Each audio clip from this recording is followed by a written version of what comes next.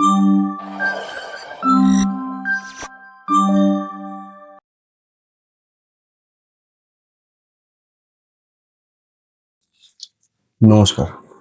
আপনাদের সকলকে স্বাগত জানাই আরো একটি নতুন ভিডিওতে মার্কেট চর্চা daily analysis report by PPF.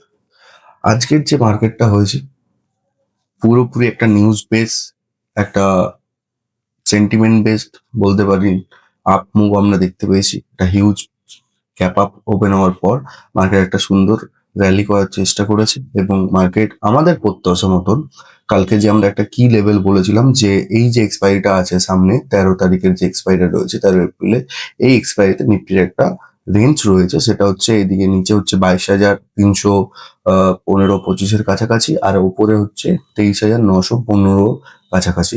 তো মার্কেট যেই ওপেনিংটা করেছে একটা হিউজ গ্যাপ আপ তিন তিন থেকে 3.5% মতন, তারপর কিন্তু মার্কেট আমাদের ওই লেভেলটাকে রেসপেক্ট করে আজ কিন্তু প্রায় মার্কেট 23,997 কাছাকাছি ক্লোজিং দিয়েছে এবং মার্কেট একবার 24,000-এর আশেপাশে সেখান থেকে রিজেকশন খেয়ে অনেক বেশ কিছুক্ষণ ওখানেই ঘোরাফেরা করে মার্কেট আলটিমেটলি ওপরে একটু সাইড হাউস হয়ে গেছিল। তো এইগুলোই হচ্ছে কি ফ্যাক্টর মার্কেটের। যখন আপনারা একটা লং টার্ম ভিউ রাখছেন মার্কেটে, যারা অপশনে যারা হেজিং করছে বা যারা ফিউচারে কাজ করছে তাদের কাছে একটা ডাইরেকশন হওয়া উচিত যে মার্কেট কোন দিকে কি মুভমেন্ট আসতে পারে। যদিও সব কেউ এই মার্কেটে ভাবতে পারছেন না যে কি বেসিসে কাজটা হচ্ছে, কারণ একটা হিউজ গ্যাপ আপ, একটা হিউজ গ্যাপ ডাউন, ডোনাল্ড ট্রাম্পের বিভিন্ন নিউজ, তার এক একটা টুইটের পর মার্কেট একটা রিয়াকশন দিয়েছে। কিন্তু কালকে রাতে যখন এই সিজ ফায়ারটা ডিক্লেয়ার হয় তখনই কিন্তু বিভিন্ন যারা সেই টাইমে অ্যাক্টিভ ছিলেন তারা কিন্তু বুঝতে পেরেছিলেন যে আগামীকাল মার্কেট একটা হিউজ বড় মুভমেন্ট আসতে চলেছে। এবার তারপর সকালে যখন gift Nifty Asian market open হয় হিউজ একটা মোমেন্টাম সেখানে দেখা গেছে, এখনো কন্টিনিউ সেটা চলেছে। সেরকম কোনো কিছু নিউজ সেরকম মার্কেটের কোনো নেগেটিভ এখনো পর্যন্ত স্টার্ট হয়নি গো।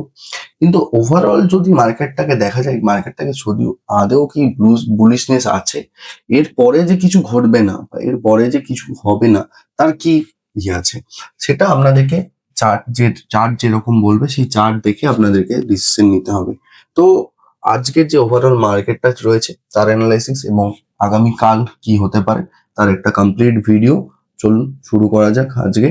আর যারা যারা চ্যানেলটিতে নতুন আছেন অবশ্যই চ্যানেলটি সাবস্ক্রাইব করে দেবেন এবং নিচে যে আমার লিঙ্কগুলো দেওয়া রয়েছে social media, Telegram channel, WhatsApp channel, সেগুলোতে জয়েন করে যাবেন ডেইলি প্রতিনিয়ত আপডেট পাওয়ার জন্য। ওখানে কিন্তু আমরা আপডেট দিয়ে থাকি। কালকের যে কি লেভেলটা ছিল সেটা নিয়েও আজকে আলোচনা করবো, আপকামিং যে কি লেভেলটা রয়েছে সেগুলো নিয়েও আলোচনা করব। হ্যাঁ, মনে রাখবেন পুরো ভিডিওটি হচ্ছে একটা এডুকেশনাল পারপাস ভিডিও, কোনো ইনভেস্টমেন্ট বা অ্যাডভাইজারি ভিডিও নয়। যদি আপনাদেরকে ইনভেস্টমেন্ট বা ট্রেডিং করতে হয় সেখানে কিন্তু আপনারা নিজেদের ফিনান্সিয়াল অ্যাডভাইসের সঙ্গে কনসাল্ট করবেন। চলুন তাহলে স্ক্রিনে যাওয়া যাক। তো আজকে যে মার্কেটটা রয়েছে 8 এপ্রিল 8 এপ্রিল মার্কেটটা, তো আজকে সেই মার্কেটটাতে আমরা যেটা দেখতে পেয়েছি সবাই একটা বুলিশ মোমেন্টাম দেখতে পেয়েছি। সেন্সেক্স প্রায় 3,000 পয়েন্টের কাছাকাছি প্লাস এবং সেখানেই মোটামুটি বন্ধ করার ক্লোজিং দিয়েছে। 3 থেকে প্রায় 4%-এর কাছাকাছি পজিটিভ ছিল।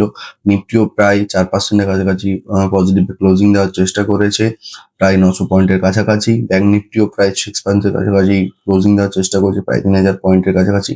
ভিক্স প্রায় 5%, 20% মতো ক্র্যাশ করেছে। যে জায়গায় ভিক্স ছিল কালকে প্রায় 24 থেকে 25, সেখান থেকে ক্র্যাশ করেছে, কারণ মার্কেট তাহলে একটু হলেও বুলিশ রয়েছে এটা আমরা ভাবতে পারছি। কিন্তু দেখা যাক স্টকের ক্ষেত্রে কিন্তু স্টকগুলোতে কি হয়েছে। স্টক মোটামুটি 3,370টা স্টক ট্রেড হয়েছিল আজকে, তার মধ্যে অ্যাডভান্স হয়েছে 2,960, ডিক্লাইন হয়েছে 341, আনচেঞ্জ হয়েছে 69, 52 হাই গেছে 55, 50 লো এর কাছে 12টা স্টক রয়েছে। এরপর যদি গ্লোবাল মার্কেট দেখি, গ্লোবাল মার্কেট পুরোটাই এশিয়ান মার্কেট থেকে শুরু করে ইউএসএ মার্কেট, ইউকে মার্কেট পুরোটাই পজিটিভ রয়েছে। খালি স্লাইডলি নাস্তিক একটু নেগেটিভ ছিল, তাও সেখানে হয়তো মেবি এখন যখন আমি ভিডিওটা বানাচ্ছি হয়তো সেখানে আবার একটু চেঞ্জেস আসতে পারে। ক্রুড অয়েল ড্রাস্টিক্যালি ফল করেছে কালকে, ক্রুড অয়েল প্রায় 16 থেকে 17% মতন ফল করেছে। গোল্ড প্রায় 2 থেকে 2.5% মতন কালকে বেড়েছে। ডিওয়াই ইন্ডেক্স যেটা আছে সেটাও slightly negative, USD INR flat, আর বন্ড যেটা রয়েছে বন্ডও 1% থেকে 1.5% মতো ডাউন রয়েছে। এরপর যদি আমরা টপ গেনার যারা রয়েছে সেইগুলা হচ্ছে চোলাফিল্ড হোল্ডিংস, আশাক land, pine labs, Adani green and force motor. একটা মজার ব্যাপার এখানে আছে, কালকে কিন্তু ফোর্স মোটর ছিল টপ লোজার সেগমেন্টে, সেখান থেকে আজকে প্রায় 10% মতন আপসাইড, 10% মতন ক্লোজিং দিয়েছে। এবং সেখানে অশোক লেল্যান্ড আজকে অটো সেক্টর খুবই ভালো, অটো ইন্ডেক্স খুবই ভালো ছিল। আমরা নেক্সট ইন্ডেক্স যখন সেক্টর অ্যানালাইসিস করবো তখন সেটাকে দেখবো। টপ লোডার্সের মধ্যে অল ইন্ডিয়া মানে অ্যাজ এক্সপেক্টেড, তারপর কোল ইন্ডিয়া আছে, জায়দা ন্যালকো আছে, এমবি ফুটবল আছে, এগুলো রয়েছে। এরপর এরপর যেটা আমরা দেখবো সেটা হচ্ছে নিফটি হিট ম্যাপ। নিফটি কি করেছে, নিফটি সেখানে দেখা যায় HDFC bank, Axis bank, ICICI bank, পুরো ফিনান্সিয়াল সেক্টরটা একটা ভালো জায়গায় আজকে দাঁড়িয়েছিল। আইটি সেক্টরও সেখানে সাপোর্ট দেওয়ার চেষ্টা করেছে। রিলায়েন্স, বাজাজ ফিনান্স 7% মতন আপ গেছে। স্লাইডলি নেসলে বা ফার্মাসিউটিক্যাল সেক্টর একটু আজকে ফ্ল্যাট নেগেটিভে ছিল। এরপর যদি আমরা সেক্টরে দেখি, যেটা আমরা বলছিলাম, সেক্টরের কাছে যদি দেখি আমরা, প্লাস নিফটি অটো প্রায় 7% মতন কাছাকাছি আজকে আপ ছিল। নিফটি রিয়েলটিও তাই গেছে, Nifty metal, Nifty auto, Nifty bank, খালি Nifty consumer durables, Nifty defence 3%, oil and gas 3%, Nifty Nifty and Indian tourism, যেটা ইন্ডাস্ট্রি অফ ট্যুরিজম যেটা রয়েছে, সেটাও প্রায় 7% মতন ডাউন গেছে। এরপর যে এফআইডিআই অ্যাক্টিভিটি যেটা আছে, এটা পুরোপুরি কিন্তু এনএসসি ডেটাটা রয়েছে, তার সেটার উপর কম্পাইল ডেটা নয় এটা, কারণ ডেটাটা আসতে টাইম লাগে। তো আজকেও এফআইরা নেট সেলার এবং ডিআইরা নেট বায়ার হিসেবে দেখা গেছে। এরপর এরপর যদি আমরা দেখি ডেরিভেটিভ যে সেগমেন্টটা রয়েছে, এখানে আজকে নিফটি প্রায় 24,000-এর কাছাকাছি, একটা কি রেজিস্ট্যান্স লেভেলের কাছাকাছি কি বন্ধ করা ক্লোজিং দিচ্ছে, সেখানে এখনো পর্যন্ত মানে একটা আটকাবার চেষ্টা করা হচ্ছে উপর দিকে যাওয়া থেকে।